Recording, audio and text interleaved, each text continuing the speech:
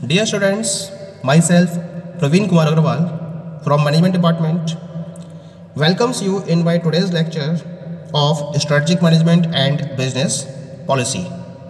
In today's lecture, we will discuss upon the topic mechanism of policy making या फिर हम इसको process of policy formulation के नाम से भी जानते हैं। यानी कि जब कोई भी एंटरप्राइज पॉलिसी फॉर्मुलेशन को फोकस करती है तो इसके रेफरेंस में उसे किन किन पर्टिकुलर स्टेप्स को फोकस करना होता है।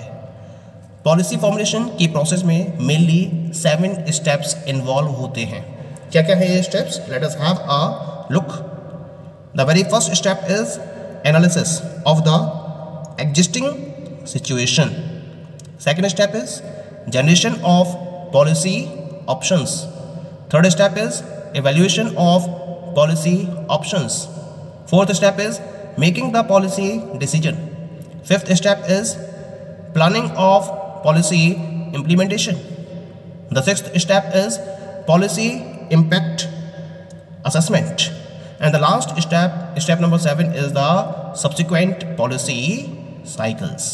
तो कुल मिला के ये 7 स्टेप्स इन्वॉल्व होते हैं। इन 7 स्टेप्स को सिक्वेंशियल वे में फॉलो करते हुए कोई भी ऑर्गेनाइजेशन पॉलिसी फॉर्मुलेशन की प्रोसेस को फॉलो कर सकती है। So let us have a detailed discussion about these particular steps sequentially. The very first step is the analysis of the existing situation. तो पहले स्टेप की बात करते हैं हम। पहला स्टेप क्या कहता है कि जो एग्जिस्टिंग सिचुएशन है हमें उसको प्रॉपरली एनालाइज करना होता है।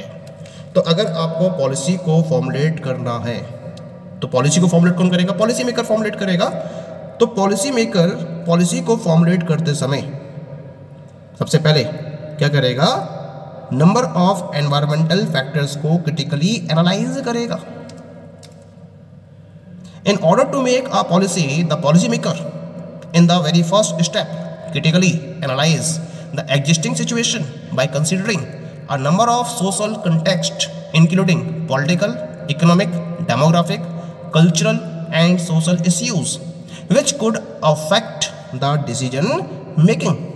यानी कि डिसीजन मेकिंग को अफेक्ट करने वाले जितने भी सोशल कंटेक्स्ट है जैसे कि political issues, economic issues, demographic, cultural and social issues, इन सारे इश्यूज को कंसीडर करते हुए एग्जिस्टिंग सिचुएशन को क्रिटिकली एनालाइज करना, ये सबसे पहला स्टेप होता है पॉलिसी मेकिंग की प्रोसेस में, which is to be followed by the policy maker. Now let us discuss these issues one by one, जिसको पॉलिसी मेकर को क्रिटिकली एनालाइज करने की जरूरत होती है सोशल कंटेक्स्ट के रेफरेंस में। The very first issue is the political legal issues.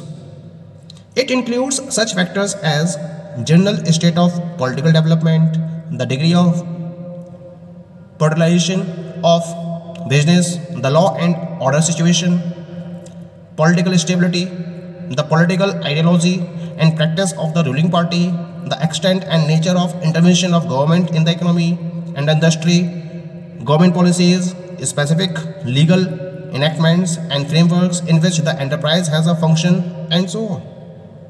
ये कुल मिला के पॉलिटिकल लीगल इश्यूज को भी कंसीडर किया जाता है और इन इश्यूज में हम मेन जो फैक्टर्स को स्टडी करते हैं वो होते हैं कि पॉलिटिकल डेवलपमेंट की जनरल स्टेट क्या है, यानी कि किस जनरल स्टेट पर है हमारा पॉलिटिकल डेवलपमेंट। इसके साथ साथ बिजनेस के रिलेशन में डिग्री ऑफ पॉलिटिलाइजेशन क्या है, यानी कि जो पॉलिटिक्स है वो किस डिग्री तक बिजनेस पर अफेक्ट कर रही है। लॉ एंड ऑर्डर सिचुएशन क्या है कंट्री के अंदर, स्टेट के अंदर या उस पर्टिकुलर प्लेस पर जहां बिजनेस ऑपरेट कर रहा है वहां लॉ एंड ऑर्डर कितना बैलेंस्ड वे में फॉलो किया जा रहा है। पॉलिटिकल स्टेबिलिटी कितनी किस लेवल पर है, जो पॉलिटिकल पार्टी एग्जिस्टेंस में है उसकी आइडियोलॉजी क्या है या जो रूलिंग पार्टी है उसकी प्रैक्टिसेस क्या है, गवर्नमेंट किस पर्टिकुलर एक्सटेंट तक इकोनॉमी और इंडस्ट्री में इंटरवेंशन को फॉलो कर रही है, कितनी ज़्यादा हेल्पफुल है गवर्नमेंट की पॉलिसीज़ क्या हैं बिजनेस के रेफरेंस में, उसके रिगार्डिंग जो लीगल इनेक्टमेंट्स हैं और जो फ्रेमवर्क्स हैं वो क्या है जिसके बेसिस पर एंटरप्राइज को फंक्शन करना है, ये सारे फैक्टर्स कंसीडर किए जाते हैं by the policy maker under the political legal issues. Next one is the economic issues. Economic issues की बात करते हैं। It refers to the nature and direction of the economy in which a company competes. The economic issues include general economic situation in the region and the nation, conditions in resource market जैसे कि money market, man power market, raw material component, services, supply markets etcetera which influence the supply of inputs to the enterprise, their costs, availability and reliability of supplies। तो जब हम economic issues की बात करते हैं तो कंपनी जिस particular economy में कॉम्पीट कर रही है उसके नेचर और डायरेक्शन को इकोनॉमिक इश्यूज के बेसिस पर डिफाइन किया जाता है। इकोनॉमिक इश्यूज में हम कुछ पर्टिकुलर फैक्टर्स को कंसीडर करते हैं, जैसे कि जिस पर्टिकुलर रीजन या नेशन में कंपनी ऑपरेट कर रही है उसकी जनरल इकोनॉमिक सिचुएशन क्या है, उस पर्टिकुलर इकोनॉमी में रिसोर्स मार्केट की क्या कंडीशंस हैं। रिसोर्स मार्केट मतलब आपको अपने बिजनेस को ऑपरेट करने के लिए, रन करने के लिए डिफरेंट टाइप के इनपुट्स की रिक्वायरमेंट होती है, जैसे मनी की रिक्वायरमेंट है, मैन पावर की रिक्वायरमेंट है, रॉ मटेरियल की रिक्वायरमेंट है, सर्विसेज की रिक्वायरमेंट है, डिफरेंट टाइप की सप्लाईज की रिक्वायरमेंट है। तो इन पर्टिकुलर रिसोर्स मार्केट की क्या कंडीशन है, क्योंकि एंटरप्राइज के रेफरेंस में इनपुट्स की सप्लाई में इनका सबसे इंपॉर्टेंट रोल होता है। इनकी क्या कॉस्ट है, इनकी अवेलेबिलिटी कितनी है और इनकी रिलायबिलिटी क्या है सप्लाईज के रिलेशन में, इसको भी प्रॉपर्ली कंसीडर किया जाना जरूरी है by the policy maker under economic issues. The next one is the demographic issues. Demographic issues को भी क्रिटिकली एग्जामिन करना, this is the working of the policy maker. क्या मतलब है डेमोग्राफिक इश्यूज का? It includes factors such as race, age, income, educational attainment, asset ownership, home ownership, employment status, location, etc. Policymakers often group populations into categories based on demographic variables and study their impact on business। क्योंकि जो company है वो operate कर रही है उस country में रहने वाले लोगों के नीड्स को फुलफिल करने के पॉइंट ऑफ व्यू से, तो इसी वजह से उसे सबसे ज़्यादा फोकस करना होता है उन पर्टिकुलर कंज्यूमर्स पर, उनके डेमोग्राफिक पर। डेमोग्राफिक फैक्टर्स में हम इंक्लूड करते हैं जैसे कि उस कंट्री में रहने वाली जो पॉपुलेशन है उसके रेस के रेफरेंस में, एज के रेफरेंस में, कितनी यंग एज अवेलेबल है, कितनी ओल्ड एज अवेलेबल है, कितने चाइल्ड अवेलेबल है, कितने इन्फेंट अवेलेबल है, इनकम लेवल क्या है कि ज़्यादातर लोग हाई इनकम ग्रुप में है या मिडिल इनकम ग्रुप में है या लोअर इनकम ग्रुप में है, या फिर एजुकेशनल अटेनमेंट क्या है, एजुकेशनल कंडीशन क्या है उस कंट्री के लोगों की, या फिर असेट ऑनरशिप की क्या कंडीशन है उन पर्टिकुलर कंट्री के सिटीजन्स की, उनकी होम ऑनरशिप की क्या कंडीशन है, उनका एम्प्लॉयमेंट स्टेटस क्या है, उनकी लोकेशंस क्या है। इन सारे फैक्टर्स को इंक्लूड किया जाता है जब हम डेमोग्राफिक इश्यूज को डिस्कस करते हैं और उसके इम्पैक्ट को डिस्कस करते हैं। पॉलिसी मेकर्स क्या करते हैं, जो कंप्लीट पॉपुलेशन होती है वो उन्हें इन कैटेगरीज के बेसिस पर ग्रुपिंग करते हैं और ग्रुपिंग करने के बाद ये जो डेमोग्राफिक वेरिएबल्स हैं उनके इम्पैक्ट को अपने बिजनेस पर स्टडी करते हैं कि how they are having an impact over their business, जिनको हम डेमोग्राफिक इश्यूज में इंक्लूड करते हैं। And the last one is the cultural issues and social issues. इनको भी कंसीडर करना बहुत जरूरी है। It includes the factors such as social traditions, values and beliefs, levels and standards of literacy and education, family structure, the ethical standard, etc.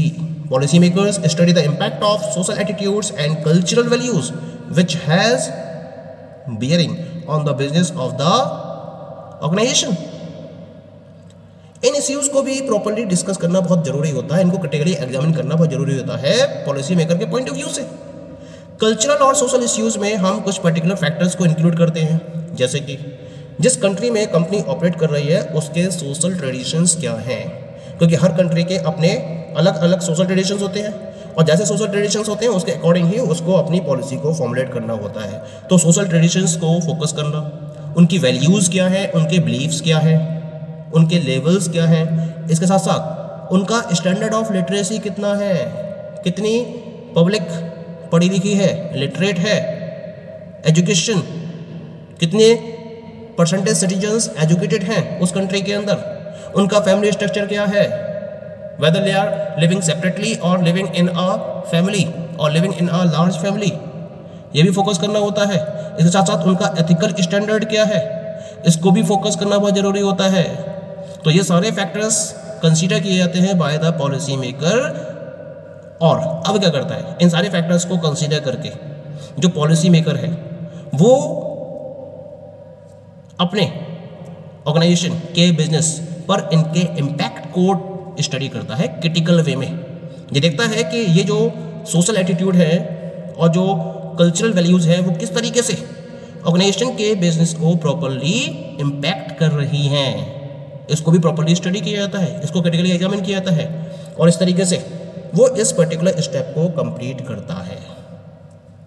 Critically examine करने के बाद next ही is moving to the second step and this second step is generation of policy options। अब policy options को generate करने का number आ जाता है क्योंकि उसने एग्जिस्टिंग सिचुएशन को प्रॉपरली एनालाइज कर लिया है। तो क्या होता है कि एक बार जब एग्जिस्टिंग सिचुएशन को प्रॉपरली एनालाइज कर लिया जाता है और इसके अंदर डिफरेंट टाइप के इश्यूज को क्रिटिकली एग्जामिन कर लिया जाता है, अब जो पॉलिसी मेकर है उसने प्रॉब्लम को प्रॉपरली डिफाइंड कर लिया है और प्रॉब्लम को डिफाइन करने के बाद अब पॉलिसी मेकर क्या करता है, पॉलिसी ऑप्शंस को जनरेट करता है। पॉलिसी ऑप्शंस क्या होते हैं? Policy options are the prescribed decisions और solutions at the response of this arised problem. Policy options are generated by the policy maker by using the following 4 modes. यहीं कुल मिला के जो पॉलिसी ऑप्शंस है वो प्रिस्क्राइब्ड डिसीजंस या solutions होते हैं अराइज्ड प्रॉब्लम के रेफरेंस में, यानी कि जो प्रॉब्लम आपने डिफाइन की है उसके क्या क्या पॉसिबल सॉल्यूशंस हो सकते हैं या उनके रेफरेंस में किन किन डिसीजंस को फॉलो किया जा सकता है, उन प्रिस्क्राइब्ड डिसीजंस को पॉलिसी ऑप्शंस के बेसिस पर फॉलो किया जाता है। पॉलिसी मेकर के द्वारा पॉलिसी ऑप्शंस को जनरेट करने के लिए टोटल 4 मोड्स को फॉलो किया जाता है। अब क्या क्या है ये 4 मोड्स, इनको हम डिस्कस करेंगे नेक्स्ट लेक्चर में और इसके साथ साथ जो इसके रिमेनिंग स्टेप्स हैं इसको भी हम नेक्स्ट लेक्चर में डिस्कस करेंगे। Okay, thank you.